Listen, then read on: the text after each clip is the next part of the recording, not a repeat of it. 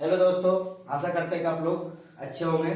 चलिए, इसके बाद हम लोग फोर्स एंड मोशन का पार्ट 5, ठीक है। इसमें हम लोग ग्रुप सी का क्वेश्चन लघु उत्तरीय प्रश्न 1 से 4 तक हम इसके पहले वीडियो पार्ट 4 में हम लोग कर चुके हैं। अब पार्ट 5 का हम लोग देखते हैं ग्रुप सी, और उसके बाद इसके बाद 6 नंबर 7 नंबर जो आपके बड़े प्रश्न हैं वो अपनी किताब से ढूंढ करके लिख लीजिएगा। अगर वीडियो आप देखे होंगे तो सभी वीडियो से आपको क्वेश्चन का आंसर मिल जाएगा।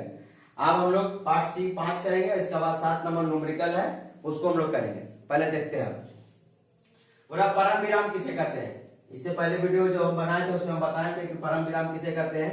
जब कोई वस्तु अंतरिक्ष में स्थित किसी बिंदु के सापेक्ष समय के साथ साथ अपना स्थान नहीं बदलता है, समय के साथ साथ अपना स्थान नहीं बदलता है, उसे हम लोग क्या कहते हैं, परम विराम कहते हैं। क्या कहते हैं, परम विराम। विराम और गति में पढ़े थे कि परम विराम क्या होता है, गतिज विराम क्या होता है।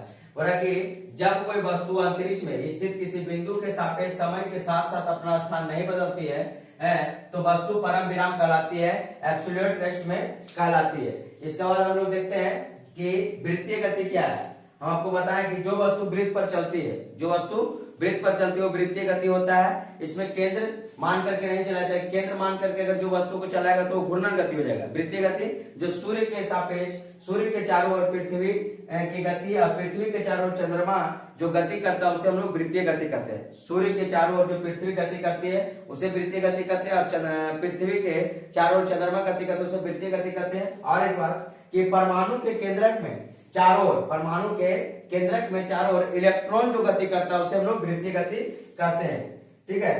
पूरा इसमें वस्तु के वृत्त पर चलती है, ये इसमें वस्तु वृत्त पर चलती है, जैसे सूर्य के चारों ओर पृथ्वी की, सूर्य के चारों ओर पृथ्वी की गति, पृथ्वी के चारों ओर चंद्रमा की गति, और परमाणु के केंद्रक में, परमाणु के केंद्रक के चारों ओर इलेक्ट्रॉन जो गति करता है उसे हम लोग क्या कहते हैं, वृत्तीय गति कहते हैं, जिसको हम लोग वृत्तीय गति कहते हैं। बोला कि दोलन गति किसे कहते हैं, तो दोलन गति इसमें वस्तु एक निश्चित बिंदु से आगे पीछे जैसे झूला का झूलना है, क्या दोलन गति है, ऊपर नीचे, क्या है दोलन गति है। बोला कि इसमें किसी वस्तु का एक निश्चित बिंदु के आगे पीछे या ऊपर नीचे चलती है, आगे पीछे या ऊपर नीचे चलती है, जैसे झूले की गति, दीवार की घड़ी का पेंडुलम में होने वाला गति कैसा गति है, तो दोलन गति है। इसमें दोलन गति में झूले की गति जो होता है वो दोलन गति का उदाहरण है। दीवार घड़ी में पेंडुलम जो घूमता है ऊपर से आगे से पीछे होता है वो दोलन गति का एक उदाहरण है। अब इसका आगे देखते हैं 4 नंबर क्वेश्चन।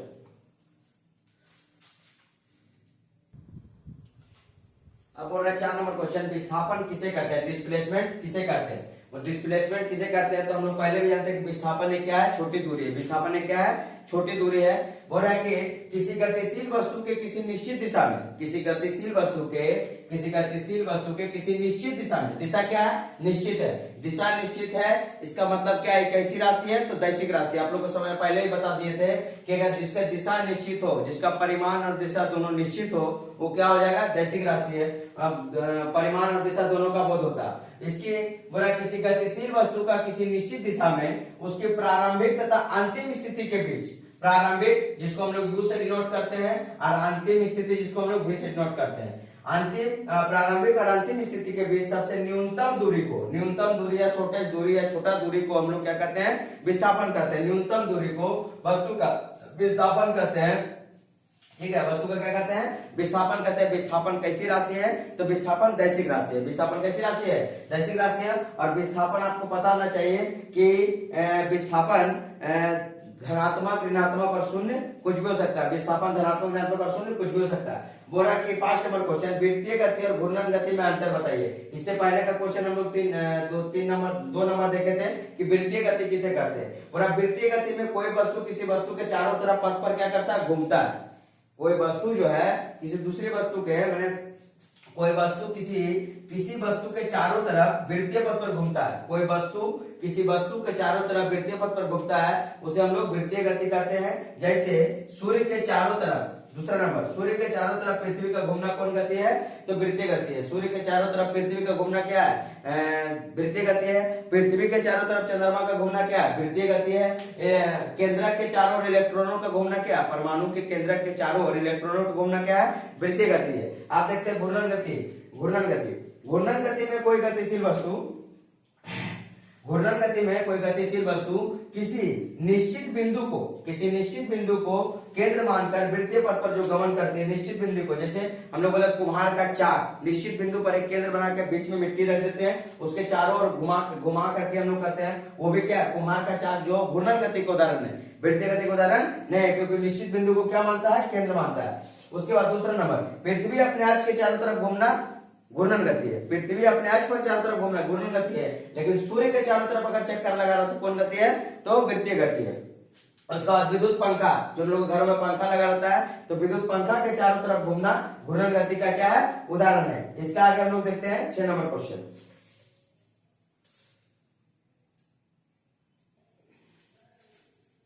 अब देखिए 6 नंबर क्वेश्चन बोल रहा चाल और गति में वेग में अंतर। चाल और वेग में अंतर, चाल और वेग में अंतर पहले भी हम करा चुके हैं। बोला चाल किसे कहते हैं, किसी गतिशील वस्तु द्वारा इकाई समय में, किसी गतिशील वस्तु द्वारा इकाई समय में किसी भी दिशा में तय की गई, बोला किसी गतिशील वस्तु द्वारा इकाई समय में, किसी गतिशील वस्तु द्वारा इकाई समय में किसी भी दिशा में, इसकी दिशा निश्चित नहीं है, किसी भी दिशा में तय की गई दूरी चाल कहलाती है। किसी भी दिशा में तय की गई दूरी क्या कहलाती है, चाल कहलाती है। अब वेग का अंतर क्या है, तो चाल और वेग में किसी गतिशील वस्तु द्वारा इकाई समय में, देखिए किसी गतिशील वस्तु द्वारा इकाई समय में उसमें भी है और इसमें भी है, लेकिन इसमें दिशा क्या है, निश्चित है। निश्चित दिशा में तय की गई दूरी क्या कहलाती है, वेग। निश्चित दिशा में तय की गई दूरी क्या कहलाती है, वेग कहलाती है। लेकिन अनिश्चित दिशा, किसी भी दिशा में तय की गई दूरी क्या कहलाती है, चाल कहलाती है। किसी भी दिशा में तय की गई दूरी क्या कहलाती है, चाल। इसलिए चाल बराबर होता है दूरी बटा समय और वेग बराबर होता है विस्थापन बटा समय, और विस्थापन एक निश्चित दिशा को लेके ही चलता है। विस्थापन में क्या लेके चलता है, निश्चित दिशा को। बोल रहा कि चाल कैसी राशि है, तो चाल आदेशिक राशि है, क्योंकि इसमें केवल परिणाम का बोध होता है, दिशा का बोध नहीं, इसीलिए क्या है, आदेशिक राशि है। लेकिन वेग कैसी राशि है, तो वेग एक दैशिक राशि है। वेग एक कैसी राशि है, तो दैशिक राशि है। बोल रहा है कि इसके द्वारा केवल मान का बोध होता है। देखिए पहले ही बोल दिए कि चाल में केवल मान का बोध होता है, दिशा का बोध नहीं होता है। चाल में केवल मान का बोध होता है, दिशा का बोध नहीं होता है, इसीलिए चाल कैसी राशि है, आदेशिक राशि है। इसमें इसके द्वारा मान और दिशा दोनों का बोध होता है, इसीलिए कैसी राशि है, तो दैशिक राशि है। वेग में मान और दिशा दोनों का बोध होता है, इसलिए कैसी राशि है, तो दैशिक राशि है। इसका आगे देखते हैं हम लोग, न्यूटन के प्रथम नियम को लिखो। तो न्यूटन के प्रथम नियम क्या बोलता है, कोई वस्तु अगर स्थिर है तो स्थिर ही रहना चाहिए, गतिशील है तो गतिशील रहना चाहती है, जब तक कि उस पर कोई बाहरी बल का प्रयोग ना किया जाए तब तक उसके दिशा में कोई परिवर्तन का बोध नहीं होता है। यही न्यूटन का क्या है, प्रथम नियम। अगर कोई स्थिर गति में तो स्थिर रहना चाहेगी, अगर वो गति में है तो गति में रहना चाहेगी, जब तक कि उस पर कोई बाहरी बल का प्रयोग ना किया जाए। वही बोल रहा है कि यदि कोई वस्तु स्थिर है तो स्थिर ही रहेगी, यदि सरल रेखा पर समरूप गति में गमन करती रहती है। क्या बोल रहा है, यदि कोई वस्तु स्थिर है तो स्थिर ही रहेगी, यदि सरल रेखा पर समरूप गति में गमन करती है तो सदैव गमन करती ही रहेगी। जब अगर कोई गमन कर रहा है तो क्या करेगी, गमन करते ही रहेगी, जब तक कि उस पर कोई बाहरी बल द्वारा उसकी अवस्था में परिवर्तन करने के लिए बाध्य ना हो। यही न्यूटन का कौन नियम था, प्रथम नियम था। न्यूटन के प्रथम नियम में किसका किसका नियम हम लोग पढ़े थे, एक जड़ता का नियम, एक गति का नियम, ठीक है ना। जड़ता का नियम और एक जड़ता का नियम, एगो गति जड़ता का नियम भी हम लोग पढ़े थे, ठीक है। उसमें भी हम लोग देखे थे क्या कि कोई बस अचानक बस चलने पर हम लोग पीछे की ओर झुक जाते हैं, बंदूक से गोली मारने पर कांच में छेद होता है, ये सब जड़ता का नियम था। उसके बाद हम लोग गतिज का भी नियम पढ़े थे कि अगर बस अचानक चल रही है तो हम लोग पीछे मैंने आगे की ओर झुक जाते हैं रुकने के बाद, है कि नहीं। ये सब हम लोग पहले का वीडियो में पढ़ चुके हैं। अब इसके बाद देखते हैं हम लोग 7 नंबर 8 नंबर क्वेश्चन, एक एक करके कॉपी में नोट करते हुए चले जाइए।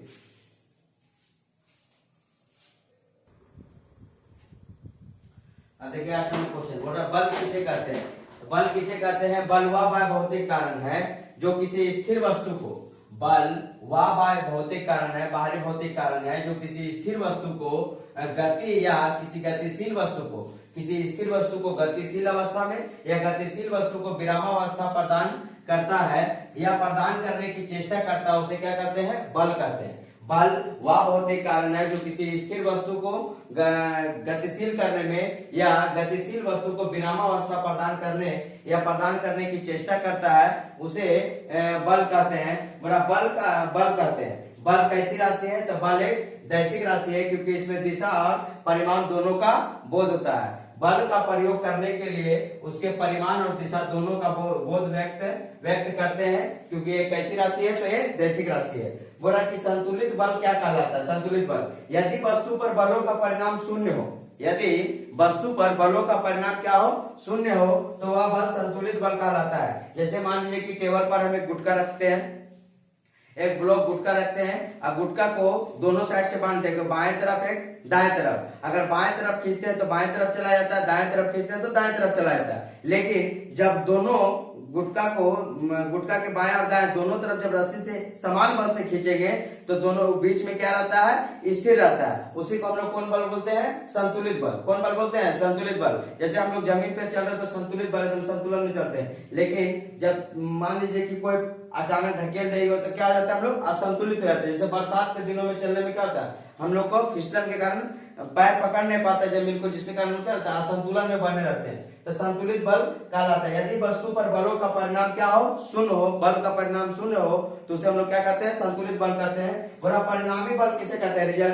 रिजल्टेंट फोर्स किसे कहते हैं, तो किसी वस्तु पर एक साथ कार्य करने वाला, किसी वस्तु पर एक साथ कार्य करने वाला अनेक बलों को सम्मिलित प्रभाव के समान उत्पन्न करने वाला एकल बल को परिणामी बल कहते हैं।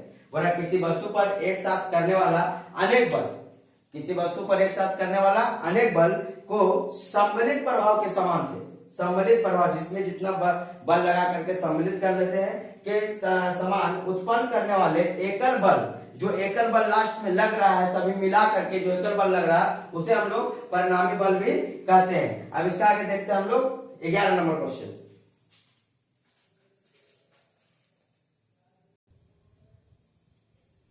अब देखिए 11 नंबर क्वेश्चन क्या बोल रहा है, बल तथा त्वरण का रूप न्यूटन का दूसरा नियम क्या है। बल तथा त्वरण का रूप न्यूटन का दूसरा नियम हम बताए थे कि अगर कोई बल किसी पर एक पिंड अगर u लेते हैं, u से v में बदल जाता है तो क्या होता है, त्वरण उत्पन्न होता है। और त्वरण बराबर ही होता है कि अंतिम वेग माइनस प्रारंभिक वेग बटा में समय, जो उसमें समय लगता है। ठीक है, बोला कि किसी भी वस्तु पर बल लगाने पर बल का परिमाण उस वस्तु की मात्रा एवं उस पर लगाए गए बल के कारण उत्पन्न त्वरण के गुणनफल के क्या होता है, बराबर होता है। किसी भी वस्तु पर बल लगाने पर बल का जो परिमाण है उस वस्तु की मात्रा एवं उस पर लगाए गए बल के कारण उत्पन्न त्वरण के गुणनफल के क्या होता है, बराबर होता है। इसलिए हम लोग इसको बोलते हैं F बराबर m है। F बराबर m है, बोल रहा है कि F बल हमेशा समानुपाती होता है द्रव्यमान गुना त्वरण का, द्रव्यमान गुना त्वरण का। हम बता दिए थे कि न्यूटन के प्रथम नियम में बल की परिभाषा ज्ञात होता है, लेकिन न्यूटन के दूसरे नियम से बल का मापन ज्ञात किया जाता है। न्यूटन के दूसरे नियम से क्या ज्ञात किया जाता है, बल का मापन। बल का मापन किससे कहते हैं, न्यूटन के दूसरे नियम से।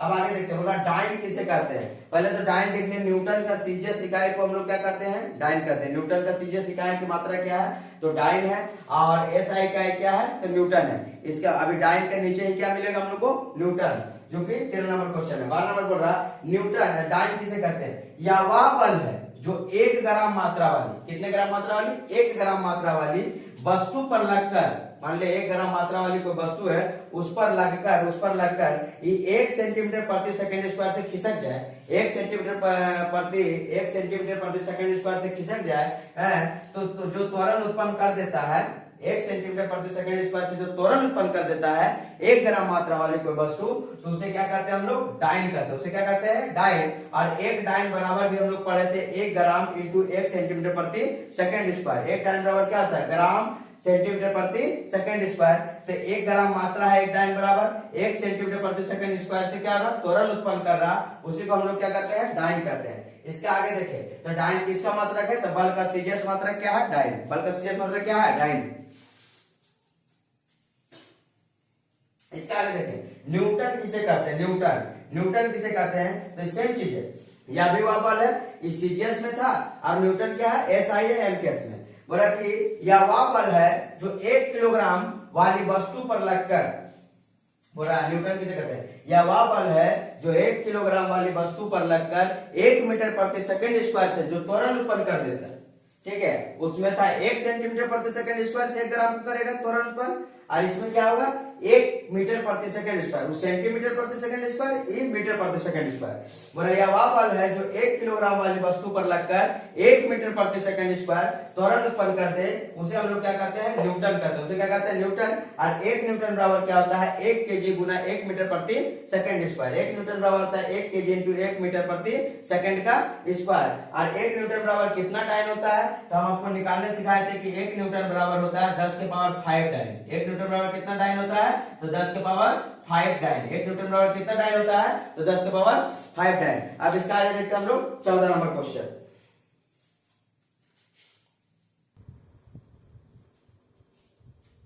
अब देखिए 14 नंबर क्वेश्चन क्या बोलता है।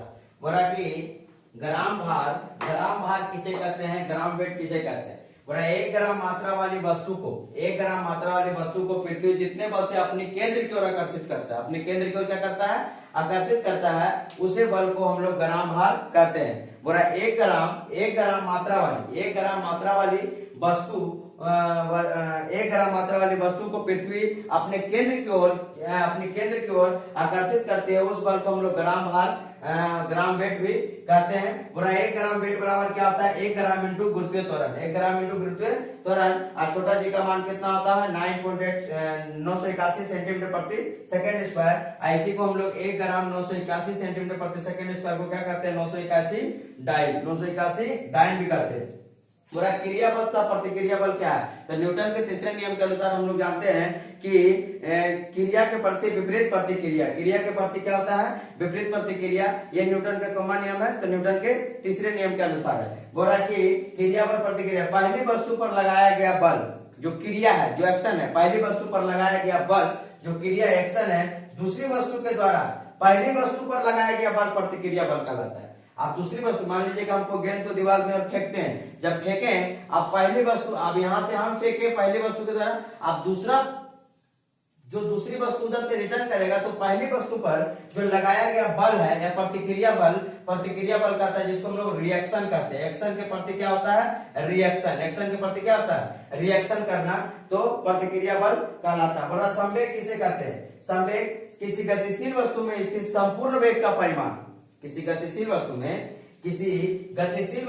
स्थित संपूर्ण वेग का परिणाम, उस वस्तु का संवेग कहते हैं। संवेग बराबर क्या होता है, द्रव्यमान गुना वेग या मोमेंटम। संवेग बराबर क्या होता है, द्रव्यमान गुना वेग। संवेग कैसी राशि है, तो संवेग एक दैसिक राशि है। संवेग कैसी राशि है, तो दैसिक राशि है। अब इसका बाद देखिए हम लोग ग्रुप डी, जो कि आपका ग्रुप डी में वर्णनात्मक प्रश्न है, उसको आप आराम से किताब से खोज करके लिख लीजिएगा।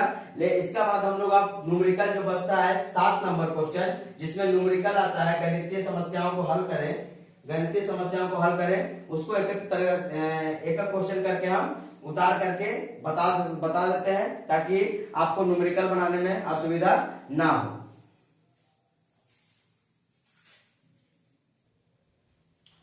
देखिए आप 7 नंबर है गणितीय समस्या।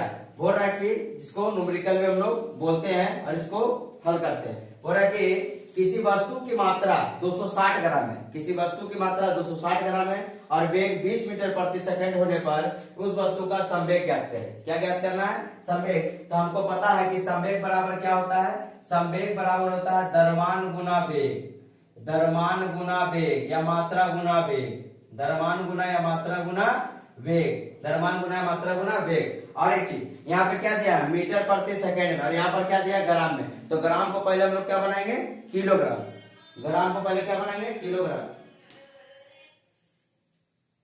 ग्राम को हम लोग क्या बनाएंगे, किलोग्राम बनाएंगे।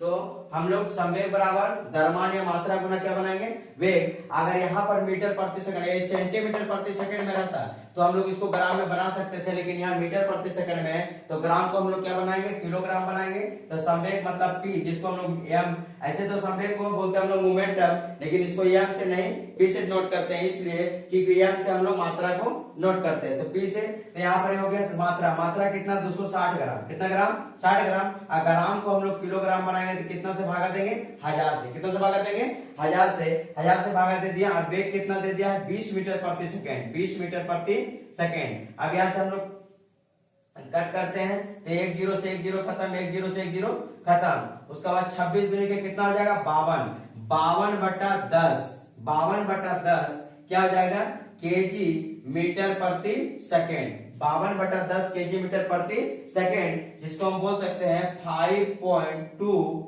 केजी मीटर प्रति सेकेंड, 5.2 केजी मीटर प्रति सेकेंड। यही मेरा क्या निकलेगा संवेग, यही मेरा क्या निकलेगा संवेग 5.2 केजी मीटर प्रति सेकेंड, केजी मीटर प्रति सेकेंड।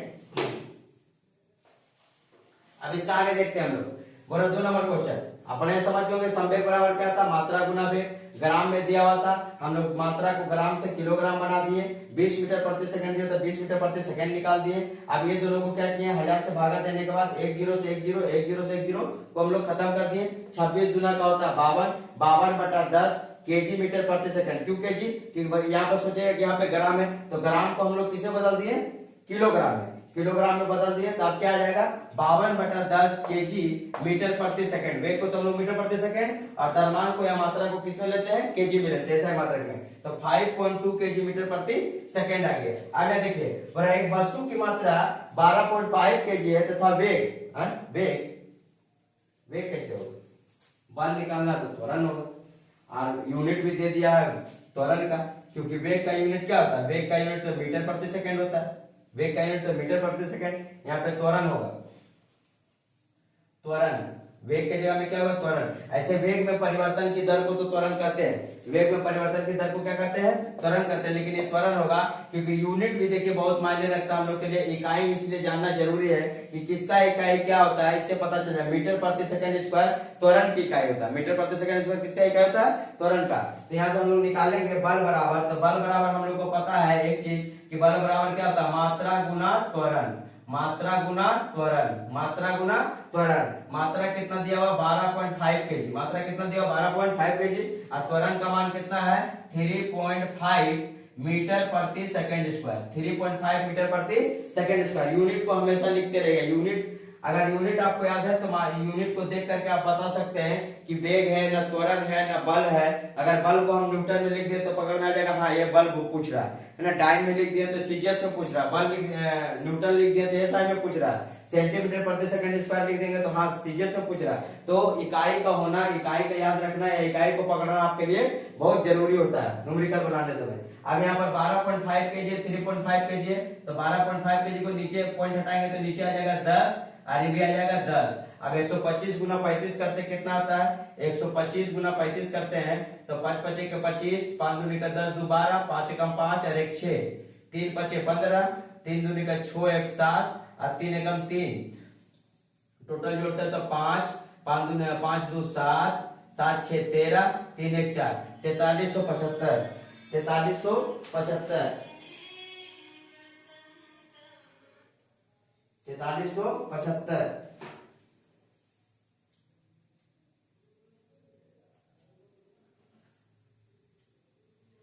हेलो हाँ देख लो, हाँ ठीक ठीक ठीक है, ठीक ठीक।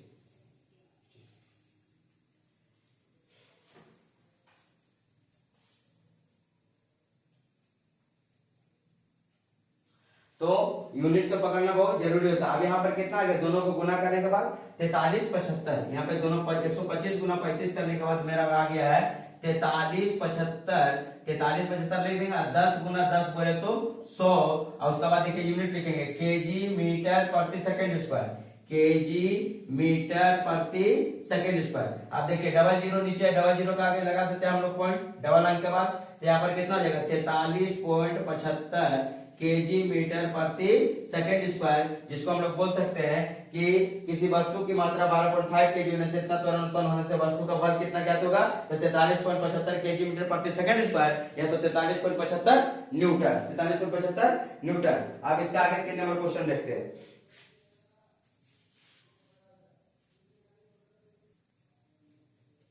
देखिए अब 3 नंबर क्वेश्चन न्यूमेरिकल क्या बोल रहा है, बोल रहा है एक वस्तु की मात्रा 2 kg है। एक वस्तु की मात्रा कितना kg है, तो एक वस्तु की मात्रा 2 kg है और 1 न्यूटन का बल कार्य कर रहा है, तो त्वरण क्या कितना होगा। तो हम लोग को पता है कि F बराबर m गुना a होता है। F मतलब फोर्स मतलब बल, m मतलब मात्रा, a मतलब क्या होता है त्वरण। हमसे क्या पूछा है कि त्वरण कितना होगा, तो त्वरण बराबर हम निकाल सकते हैं। त्वरण बराबर क्या निकालेंगे, अगर F बराबर यहाँ पे F बटा m बराबर क्या हो जाएगा a, F बटा m बराबर क्या हो जाएगा, ये F बटा m बराबर क्या हो जाएगा a हो जाएगा। ठीक है, त्वरण हो जाएगा F बटा m बराबर क्या हो जाएगा a। इसलिए बोलते हैं कि F कितना है, F दे दिया है मेरा 1 न्यूटन है। F मतलब फोर्स, मैंने बल कितना न्यूटन दिया है, तो 1 न्यूटन दिया है। तो एक द्रव्यमान या मात्रा कितना दिया है 2, तो 1 बटा 2 और a मतलब क्या लेते हैं लोग त्वरण, एक्सीलरेशन जिसको बोलते हैं, तो a मतलब त्वरण। अब इसको हम 2 से भागा देंगे 1 में, तो कितना आ जाएगा 0.5। अब त्वरण का मात्रा क्या है, त्वरण का मात्रा क्या है, मीटर प्रति सेकंड स्क्वायर, मीटर प्रति सेकंड स्क्वायर, मीटर प्रति सेकंड स्क्वायर। त्वरण की मात्रा क्या है, मीटर प्रति सेकंड स्क्वायर, मीटर प्रति सेकंड स्क्वायर होता है त्वरण की मात्रा। अब यहाँ से हम लोग को पता चल गया। अब इसका आगे देखते हैं 4 नंबर क्वेश्चन। किसी वस्तु की मात्रा 10 ग्राम है, किसी वस्तु की मात्रा कितना ग्राम है, 10 ग्राम है और त्वरण 5 सेंटीमीटर प्रति सेकंड स्क्वायर। देख लीजिए यहाँ पे ग्राम सीजीएस मात्रा, सेंटीमीटर प्रति सेकंड स्क्वायर सीजीएस मात्रा, याद रखिएगा कि मतलब ये जो भी निकलेगा ना इसका मान क्या निकलेगा। अभी तक हम लोग केजी मीटर प्रति सेकंड स्क्वायर निकाले जिसको न्यूटन बोलते हैं, लेकिन ग्राम सेंटीमीटर प्रति सेकंड स्क्वायर जिसको हम लोग क्या बोलेंगे डाइन, और ये किसका मात्रा है, तो बल का सीजीएस मात्रा है, याद रखिएगा। इसीलिए यूनिट को पकड़ना बहुत जरूरी है। अगर इकाई आपको पता है तो आप बता सकते हैं कि सीजीएस मात्रक है या एफपीएस में है या एमकेएस में है या एसआई में है। इसलिए यूनिट को पकड़ना है, यूनिट को पकड़ करके ही आप लोग न्यूमेरिकल को अच्छी तरीके से अच्छे ढंग से बना सकते हैं। पर किसी वस्तु की मात्रा 10 ग्राम है और त्वरण 5 सेंटीमीटर प्रति सेकंड स्क्वायर है, तो उस पर करने वाला या तो लगने वाला कार्य करने वाला बल का मान कितना होगा। अभी हम लोग बनाए हैं कि F बराबर क्या होता है m गुना a, F बराबर क्या होता है m गुना a। m का मान कितना दिया है, तो m का मान दिया है 10 ग्राम। m का मान कितना है 10 ग्राम। यह मतलब क्या, मात्रा, यह मतलब मात्रा, a मतलब एक्सीलरेशन जिसको हम लोग बोलते हैं त्वरण। a का मान कितना है, तो 5 सेंटीमीटर प्रति सेकंड स्क्वायर जिसको हम लोग लिख सकते हैं क्या 10 गुना तो 5, 10 बचेगा कितना हो जाता है 50 ग्राम सेंटीमीटर प्रति सेकंड स्क्वायर जिसको नाम हम लोग क्या देते हैं 50 डाइन जिसको हम लोग क्या बोल सकते हैं 50 डाइन या 50 सेंटीमीटर प्रति सेकंड स्क्वायर, 50 डाइन या 50 सेंटीमीटर प्रति सेकंड स्क्वायर। इसका आगे हम लोग 5 नंबर क्वेश्चन देखते हैं।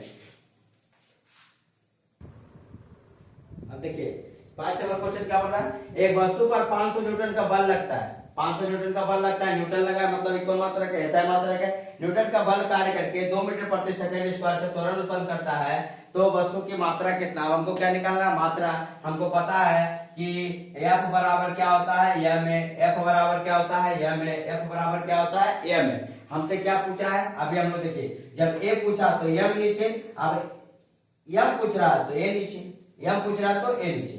जब a पूछे तो m नीचे, जब m पूछे तो a नीचे, काम खत्म। अब यहाँ से क्या पूछा देख लीजिए, न्यूटन कितना दिया 500 न्यूटन दे दिया है, यहाँ पर लिख देंगे 500 न्यूटन, चलिए ठीक है। उसका बाद m कितना हमको पता नहीं, m निकालना है। त्वरण कितना है 2 मीटर प्रति सेकंड स्क्वायर, 2 मीटर प्रति सेकंड स्क्वायर, 2 मीटर प्रति सेकंड को नीचे लेके चलाएंगे तो 500 बटा 2 काटेंगे तो कितना आ जाएगा 250। अब मात्रा को हम लोग किसमें लिखते हैं केजी में, तो कितना लिखेंगे 250 केजी। कितना केजी 250 केजी, जो कि आपका आंसर में देखिए दिया हुआ है 250 केजी। 250 केजी होगा आपका आंसर दिया 250 ग्राम, वो हो ही नहीं सकता है। क्यों नहीं हो सकता कि न्यूटन को अगर हम लोग इसको किलोग्राम को अगर हम लोग मान लीजिए कि इसमें तोड़ेंगे मीटर प्रति सेकंड में, तो मेरा केजी में आंसर आएगा। 250 ग्राम कैसे हो सकता है, नहीं ग्राम आएगा कब, जब डाइन रहता तो।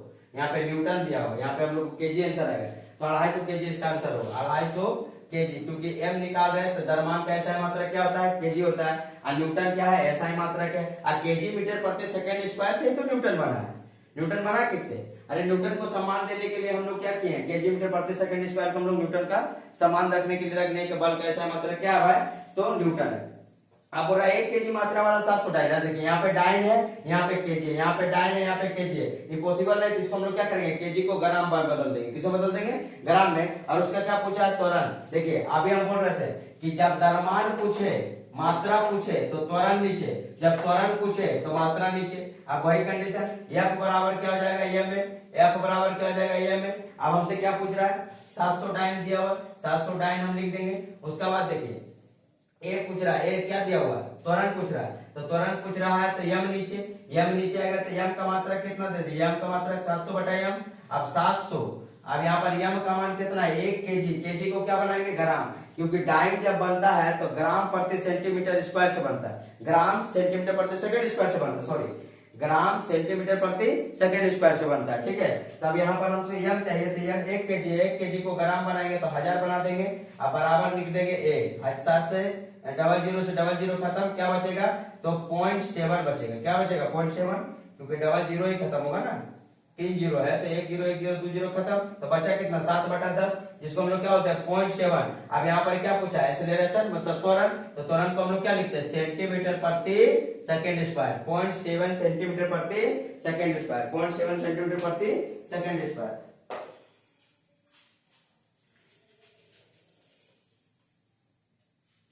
अब देखिए 7 नंबर क्वेश्चन क्या बोल रहा है, बोला किसी वस्तु पर 100 न्यूटन का बल लगाने पर 20 मीटर प्रति सेकंड स्क्वायर से त्वरण उत्पन्न होता है, तो उस वस्तु का मात्रा क्या है। देखिए एक ही प्रकार का क्वेश्चन सभी तरह का दे दिया है, F बराबर ma पर ये आपका सारा न्यूमेरिकल टूट रहा है। पहला क्वेश्चन संवेग का दिया था, जिसको P बराबर हम लोग mv बोलते हैं, P बराबर mv मतलब संवेग बराबर द्रव्यमान गुना वेग, ठीक है। बाकी बस सब एक ही तरह के क्वेश्चन है। अगर आप 1-2 क्वेश्चन पे समझ जाएगा तो सारा न्यूमेरिकल को आप खुद से ही बना सकते हैं। फिर भी हम एक एक करके बना दिए हैं, आप वीडियो को रोक रोक करके सभी क्वेश्चन न्यूमेरिकल को आसानी से समझ कर आप उतार सकते हैं और बना सकते हैं। और एग्जाम में आने के बाद आप आसानी से बना करके, एकदम आसान से आसान रूप से आप बना करके आ सकते हैं, अगर आप वीडियो को अच्छी तरीके से देखते हैं तो। आप देखते हैं लास्ट 7 नंबर क्वेश्चन क्या हो रहा है, एक वस्तु पर 100 न्यूटन का बल लगाने पर 20 मीटर प्रति सेकंड स्क्वायर से त्वरण उत्पन्न होता है, तो वस्तु की मात्रा कितना है। तो F बराबर हमको पता है कि क्या होता है, m है, और आपको हम बताएं अगर m निकालना है तो a नीचे, अगर a निकालना है तो m नीचे। बस F कितना दिया है, 100 न्यूटन दिया है, 100 न्यूटन लिख देंगे। a का मान कितना दिया है, 20 मीटर प्रति सेकंड स्क्वायर। अब बराबर क्या निकालना है, m बोले तो मात्रा, 20 से काटेंगे तो 5, ये कितना निकल जाएगा, 5 केजी। कितना निकल जाएगा, 5 केजी निकल जाएगा। देखिए यहाँ पर आपके किताब में केजी आंसर दिया है, लेकिन इसका पहले जो 6 नंबर या 4 नंबर क्वेश्चन था उसमें ग्राम दे दिया था, लेकिन जो क्या है, गलत है। बोला 5 केजी मात्रा वाली 12 न्यूटन बल प्रयोग करने पर वस्तु का त्वरण कितना उत्पन्न होगा। देखिए यहाँ पर अभी बता रहे थे, इसे मात्रा पूछा था, F बराबर क्या होता है, m है, F बराबर क्या होता है, m है। आपसे त्वरण पूछा, a पूछा तो m नीचे। F बराबर कितना दिया, 12 न्यूटन, m का मान कितना दे दिया आपका, तो 12 बटा m बराबर a, तो 12 बटा m का मान दे दिया 5, तो a बराबर क्या निकलेगा, 5 से काटेंगे तो 5 दूनी के 10, अब 5 चौका 20 मीटर प्रति सेकेंड का स्क्वायर। यही त्वरण का क्या है, मात्रक है। इस तरीके से आपका बहुविकल्पीय प्रश्न, fill in the blanks, true false, उसके बाद एक या एक से अधिक शब्दों में लिखो, उसके बाद हम लोग लघु उत्तरीय प्रश्न, उसके बाद न्यूमेरिकल, सभी तरह के प्रश्नों को हम लोग कर चुके हैं। ये चैप्टर यहीं पर क्या होता है, समाप्त होता है। अगर आपको कोई प्रकार का त्रुटि लगता है तो आप जरूर कमेंट करिएगा, ठीक है। जो क्वेश्चन में अगर भूल या त्रुटि लगे कि हाँ हमको यहाँ पे समझ नहीं आ रहा है, यहाँ पे हम बता नहीं सके, तो उसको हम आप कमेंट जरूर करिएगा, उसको हम पूर्ति करने का कोशिश करेंगे। बाकी इसके लिए धन्यवाद।